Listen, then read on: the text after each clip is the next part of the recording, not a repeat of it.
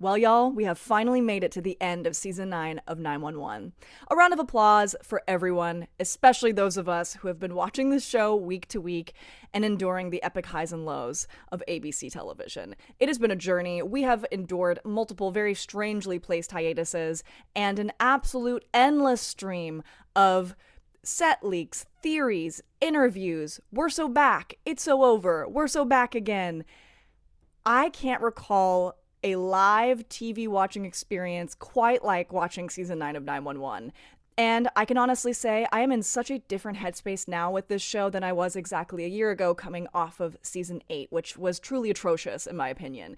And I won't lie to you, the betrayal of season 8 took me almost a full year to recover from. But I truly feel really solidly about where they're headed for season 10. And while there are a few things about the finale I have minor criticisms about, overall, it did not cause me, at least, to crash out like I thought I was. Especially because we didn't get what I predicted we would get, and I thought that would send me into an absolute mental state. And it didn't, because you know what? I have confidence that season 10 is going to also be a really strong season. So let's talk about it. So 911 loves to cram in a ton of plot and character coverage in their finales. This is something they've done before, it's something they will do again, and sometimes it's okay and sometimes it's not my favorite. As someone who prefers character coverage and like emotional journey over the actual emergency itself or the actual like them being in peril plot line, I would just prefer if like the things that were crammed into the last 2 minutes of the episode were more like 5 minutes and then, you know, cut down the emergency itself a little bit more. Like that's just a personal preference for me. But I do understand that as a procedural television show, like sometimes that's not realistic because this is the format. It's always going to focus on the emergencies, right? And like the actual main conflict. And they want to make it exciting for the general audience and for people who are just coming in for that episode or who maybe haven't watched every single episode of the show. Like I understand how network TV works, but I also have preferences. And it would have just been better to have like a little bit more time post, you know, hospital shooting. Like this is Eddie got stabbed, right? Like Buck is fostering Theo. Like there's so many like important things that I think we could have spent a few more minutes on, but we didn't. So that's the only thing that kind of left me feeling a little bit on the empty side. However, these are also things that they could address in season 10. There's going to be a time jump, but like I'm not super pressed about it. It's more just like a mild annoyance where I'm like, I would have liked a little more there. So on that topic though, let's first talk about Eddie Diaz. Eddie Diaz, the situations they put you in. The way they had that man stabbed in a hospital chapel after praying is crazy work. Crazy work. Now, the whole stabbing in general felt a little bit pointless, pun intended. But you know what wasn't pointless?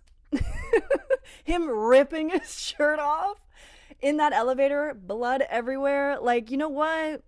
Was any of that necessary? It surely wasn't. Am I grateful for it anyway? Yes, I will take a sweet treat whenever it's presented to me. You know what I'm saying? Also, like, I come from the supernatural fandom where that kind of stuff. Yeah. You know what I mean? Yeah. So glad someone realized he was missing. Where's Eddie? Oh, that's right, Buck. Buck would be the one to ask that. Thank God, because I was a little bit concerned that they were going to not have the two of them interact at all. So at least we got that. At least we got their little cutie little family hospital scene where Eddie is being a diva about the hospital food, as he should be, pretending like it wasn't a big deal, even though he was surely bleeding out, like not too long ago. And them kind of lovingly bickering, and then Christopher, and like, it was just that whole scene very sweet. And I'm glad they at least gave us that, because really they could have just given us nothing. So, you know, the bar is low, but at least we got that. Let's talk about the May Ravi of this episode. I was not expecting to get as much May Ravi as we did.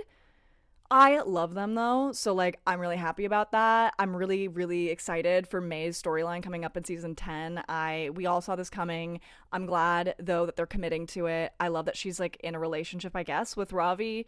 And seeing Ravi have a bigger hand in the plot was awesome. Like I hope we get more of him next season, because he's truly really smart and interesting to watch, and I like their dynamic. And I just 10 out of 10, no notes. They had me freaking scared a couple of times there dealing with Athena, but I wasn't worried about her. I knew that she was going to become a detective because of the call sheet leak. So, like, I wasn't worried about the state of Athena Grant. She can survive space. She can survive a hospital, or not even a hospital shooting because she got shot off site. But you know what I'm saying? Like, she's going to be okay.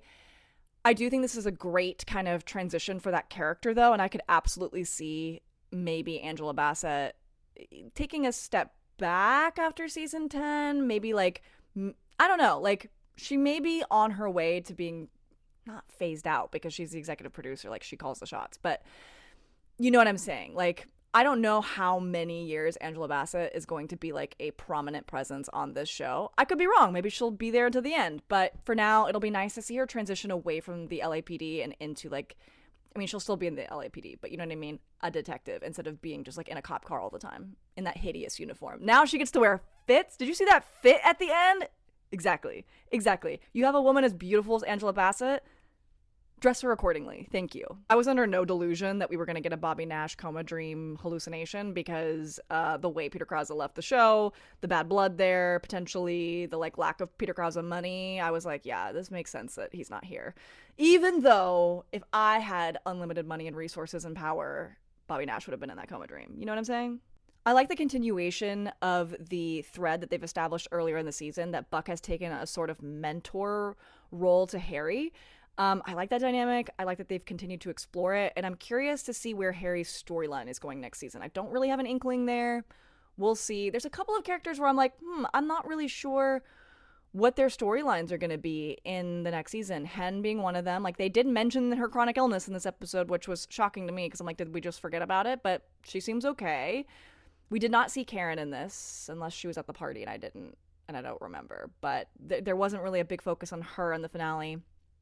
There wasn't really a huge focus on Chimney and Maddie. Like, they seem good. So I'm not really sure where that's going. We know where Athena's headed. And Harry is a kind of a question mark as well. Ravi is a question mark. I hope we get a Ravi Begins someday. That would be awesome. So that just leaves us to talk about Buck and Eddie. Before we get into the Buddy and the gay Eddie of it all, really quickly about the migrant immigration storyline. I'm glad they wrapped it up. I'm kind of perplexed that family is going to live with his parents, but I guess that gives us like a good excuse to revisit those characters later on. Like, that kind of leaves the door open to bring them back as recurring, which is cool. Like, I like that. I'm glad they did the storyline in general. They could have not done it. And they could have done it really poorly. Now, did they sort of paint, the US as a little bit more utopic than it is? Like, oh, look, they all got, pardoned or whatever the term is. Like, they're all good now. Like, so, okay, that's really idyllic. This show is very hopecore, though. And this show also exists in a version of Los Angeles that does not exist in real life, as someone who lives in Los Angeles. So I'll just give them that. This is a part of their little AU of Los Angeles and how our government works. But hey, I'm glad nothing terrible happened. If something good or bad is going to happen with these characters in this fictional story, I'm glad something good happened, Based off the post-finale interviews we have gotten with Ryan Guzman and Oliver Stark, specifically the one and only The Hollywood Reporter article that came out today with Ryan Guzman, and then the multiple interviews that Oliver Stark did post-finale, it is very clear to me that they have laid a very, very strong foundation for potential Buddy in season 10. And I know we've been saying this for a long time, but it's never been more textual in the story of what they've set up. Neither of them have a love interest. Neither of them have had a love interest for quite some time. They have not shut the door on anything in regards to potential gay Eddie. They are now introducing this parallel kind of storyline with Theo that mirrors a lot what happened with Chris. And Oliver has been speaking in multiple interviews about how Eddie is going to step up and be there for Buck in this challenging kind of era of his life. And all of Ryan's answers in the Hollywood Reporter article were fascinating to me. So I'm out of time to talk about it in this video, but I'm going to make a separate video about the entire season 10 theory of it all, because I think it's worth discussing and there's so much there. The time limits on this app are really cramping my style as a yapper. I honestly should just have a podcast because the 10-minute limit is really, really cramping my style. But anyways, Overall, I thought the entirety of season 9, first part was a little bit like iffy. Season 9B, really good. So many strong episodes, so many strong through lines. I'm really impressed by just how it all panned out. I was really entertained for a lot of it, and I can't wait to sort of process the whole season now that it's out. Like, we need the hiatus to kind of calm our nervous systems, reset, and come back to season 10 refreshed. So take care of yourselves, everybody, and look out for my next video, which will be discussing the buddy of it all.